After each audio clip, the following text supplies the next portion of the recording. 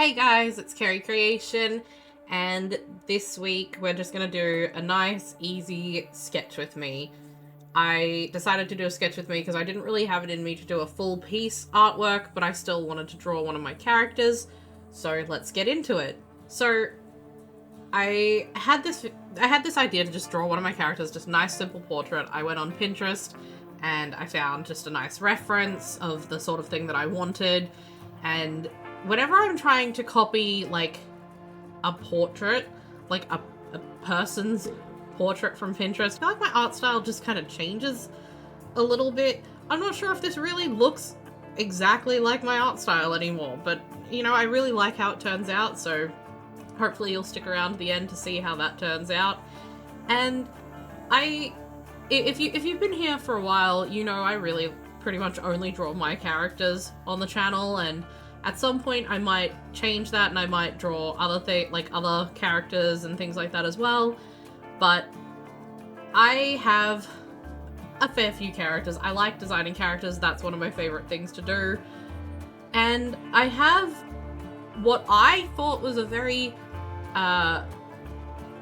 normal habit when it comes to designing characters, because you design a character, you design their backstory, and isn't it normal to give them some sort of tragedy?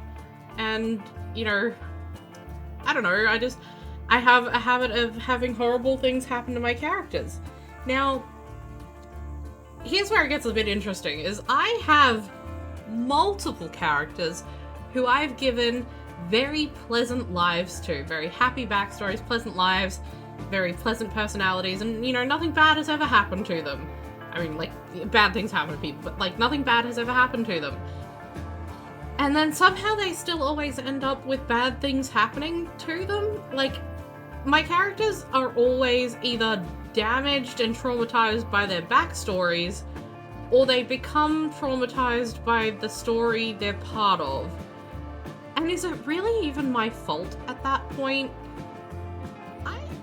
I don't know, there's gotta be something to it. Obviously, I'm doing something very right or very wrong, depending on how you feel about it. But it made me really curious if, you know, if any of you guys watching have characters that you just love to torment and torture, and it's not like it's not like a masochist thing. Like, I don't want them to be well, I mean, I want them to be tortured, but that's not because I want them to be tortured. Hear me out. I find it really fun, I guess, really good for character development and character design to make it so your characters can kind of feel almost like they are real people. And real people have struggles, and they go through hardships, and bad things happen to people. And, you know, that's just all part of, like, developing who they are as a person. And I think it's easier to develop who a character is as a person if you know the struggles they've faced. And, like, not every struggle, you don't need to give them an entire history and every bad thing that's ever happened, but having an idea of it, to me, helps me connect more with the character. And considering a lot of my characters are used for tabletop role-playing and things like that, it makes it easier to connect with them if I know what they've been through.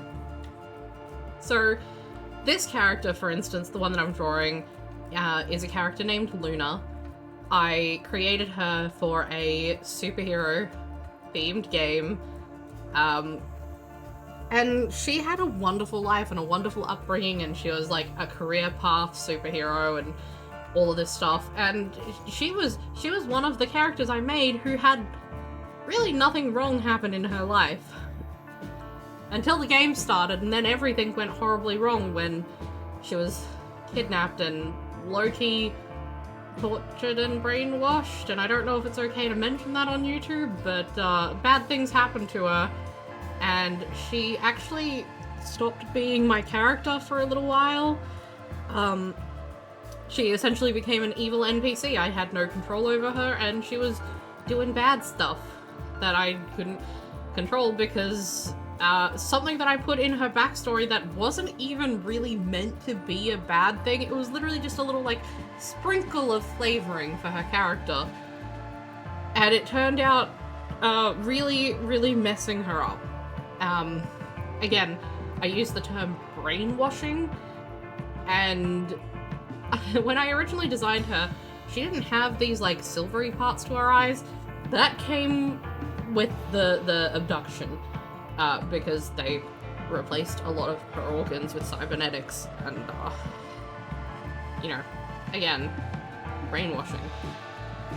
So now I have this character who's finally, she got a happy ending. This part of the game, or at least her part in the game, is now over. She's been rescued, and you know, she's been to a doctor, and they can't remove it all. It's all part of her now, but she's not brainwashed anymore, and she's gonna get better. But I can't play her anymore. That's kind of the condition of her having a happy ending, is I can no longer play this character. And I'm glad she gets that happy ending. I'm really glad she gets it. But I didn't design her to have these hardships. They just kind of came with the territory of being my character, I guess. And that's where the question comes in. Is it my fault that all my characters have trauma if I'm not the one that gives them all of their trauma? I've had another character, a Quarian character in a Mass Effect roleplay, who was, her name was Safi, and she had a very nice, happy life until, you know, things went badly with her Asari girlfriend, and her, if you know the Mass Effect universe at all, her Asari girlfriend turned out to be an Ardat Yakshi, and that went badly. She ended up in hospital. Why do my characters that I don't give trauma to end up in hospital? Maybe there's something going on here. I don't know. Anyway, that ended badly and became a trauma for her. And then she became, you know, she had issues for a little while. So I don't know, like, is it my fault that the characters that I make have happy, wholesome backgrounds still end up with trauma? I don't really think so. Do I like giving my characters trauma? Yeah, I like how it builds their character and develops them as, I want to say as a person. Clearly I know they're not real, like, I know they're not real people, but it makes it easier to connect to them if they have real people traits. So I like the trauma, and I like my edgy, unhappy characters who have to deal with hardships, and I like, you know, having at least the chance to resolve those and have them grow as people. And I guess I'm just curious, you know, if you're still watching at this part, put down in the comments your characters and their trauma and how they've grown from it, I guess, if you have the energy to do it. Either way, I just am putting the finishing touches on the video now. And again, this is my character. Her hero name in the game was Siren, but she doesn't go by that anymore, so I introduced her as Luna. And this is the finished art piece. Thank you so much for watching, and if you've made it this far in the video, please, if you liked it, put a like on it. If you're not already subscribed, please consider subscribing because I upload every week, and I will see you guys next time. Bye!